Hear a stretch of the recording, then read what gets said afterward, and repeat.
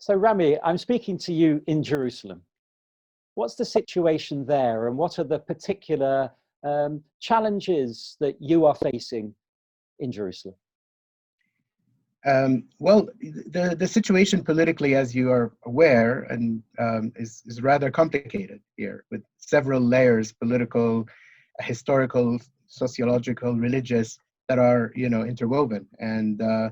And one of the things that this crisis has kind of revealed are there are both positive and negative elements. On the negative side, we all know the story. There's a political component to the conflict that is exploited and used in different ways by the different parties. However, I think on the religious side and on the communal side, there are a number of positive lessons here or experiences that we've had since March. I would note, first of all, that perhaps pessimists like myself, or people who have been working on this conflict for quite a while, always look to the worst case scenario, and many of us assumed that there would be, a kind of capitalization by certain players of this crisis, the coronavirus situation, for political purposes, and that, in a way, did not materialize across the board. And I would use the most vivid example is the developments at the Haram al-Sharif Temple Mount. And I can get into that in a bit more detail subsequently. But the other observation I have has also been the degree of, let's say, discipline or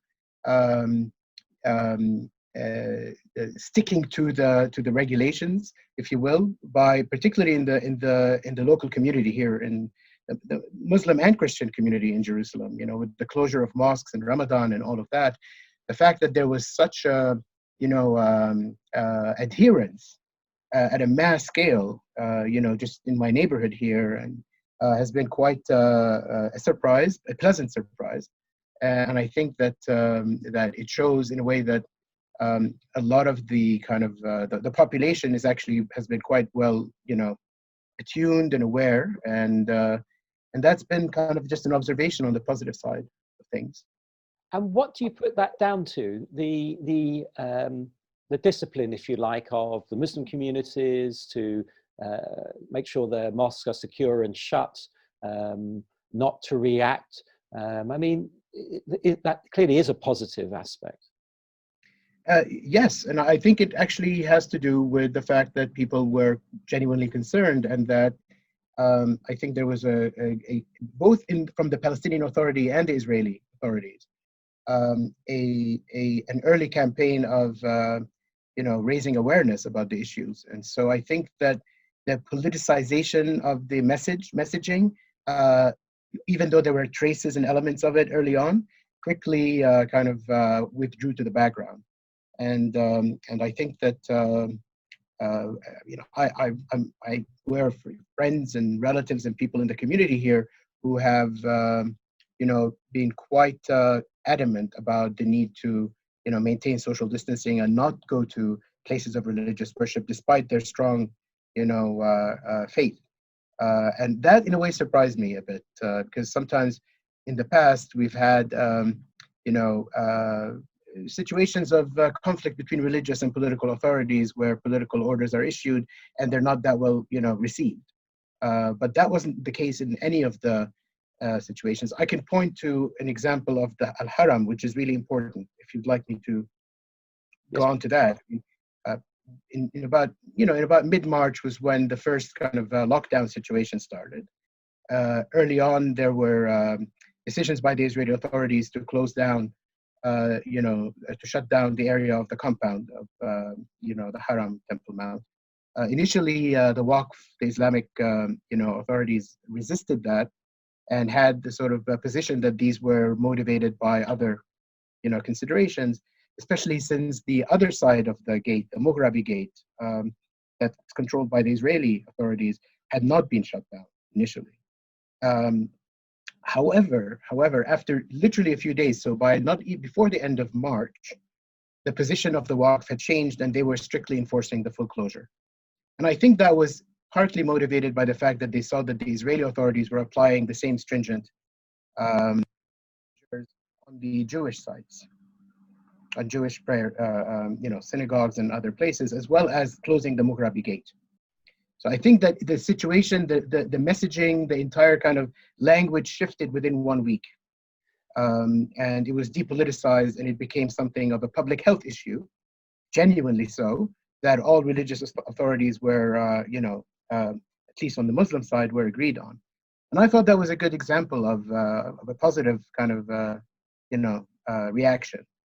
So we have the emphasis on public health, on the fact that a virus crosses boundaries, whether it's religious, ethnic, national, and social economic for that matter.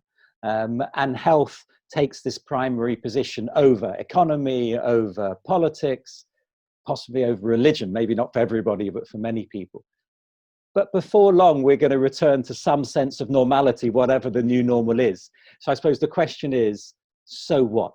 Will there be an ongoing impact? What's your sense of the consequences of the last couple of months? Indeed. First of all, I want to echo what you just said in terms of the fact that the public health aspects quickly overtook all of the angry rhetoric, the political rhetoric, and the kind of extremely, let's say, negative situation that's prevailed recently between the Palestinian Authority and Israel. And on the day-to-day issues of coordination and cooperation on issues relating to not only the coronavirus, but also other aspects of economic and day-to-day life, the situation appears to be better than it has been before at any time. So in a way, you see that there's a certain, and indeed that's the same in terms of the situation with Gaza. And so you see that this sort of real, tangible threat is able to bring parties who otherwise were not interacting in very positive ways to work together. And I just wanted to echo that definitely is the case. The second part of what you said, looking forward, I have many concerns. We think that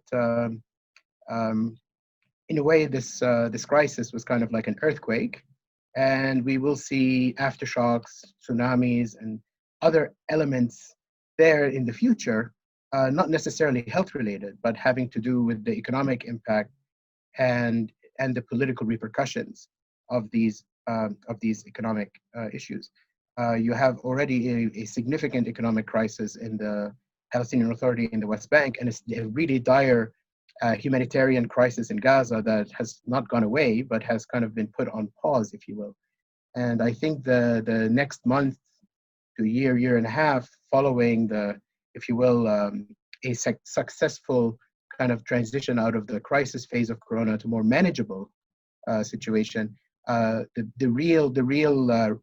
real challenges are going to be how do you maintain stability and economic and political order, particularly in the West Bank and Gaza. And this is going to be a real challenge. The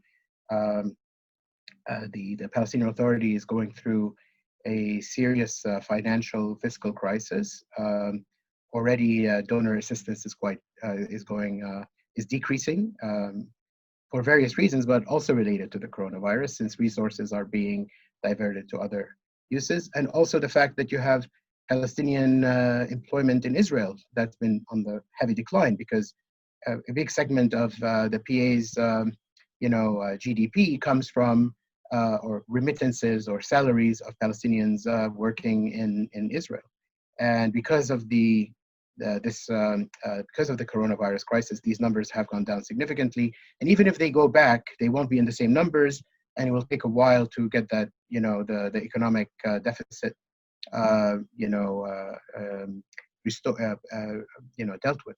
So we're looking at a major financial crisis for the PA, and we're looking also at a politically difficult period ahead, given the Israeli government, new government's declared policies or plans for annexation in the West Bank.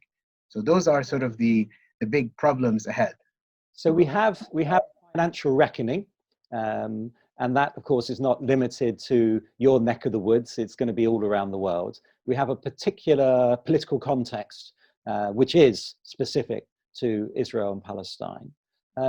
I guess I have to end by asking you, are there any lessons from history, recent history, over the last, I mean, by recent, over the last 100 years, if you like, but are there any lessons, any insights we can gain that can be applied to smooth this situation that may develop, or do we just have to take one day at a time? That's a tough question. I think one thing to take from the maybe the experience of the Palestinians over a long period of time is that it's a rather resilient society with strong bonds, communal bonds, you know, in terms of the wider family and social support structures. Also within, you know, within the religious communities as well.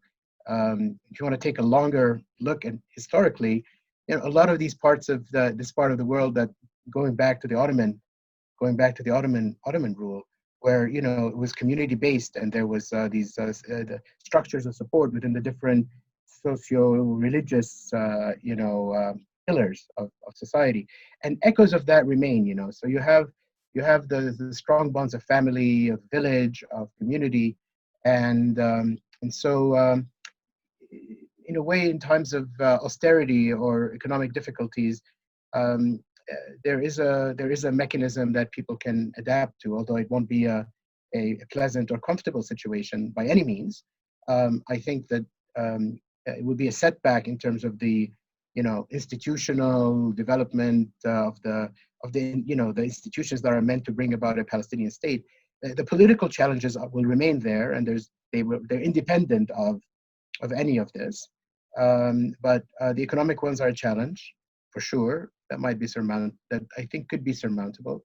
The concern is, how long this situation can remain stagnant in this way, and whether the elements of a genuine economic regeneration can be put in place.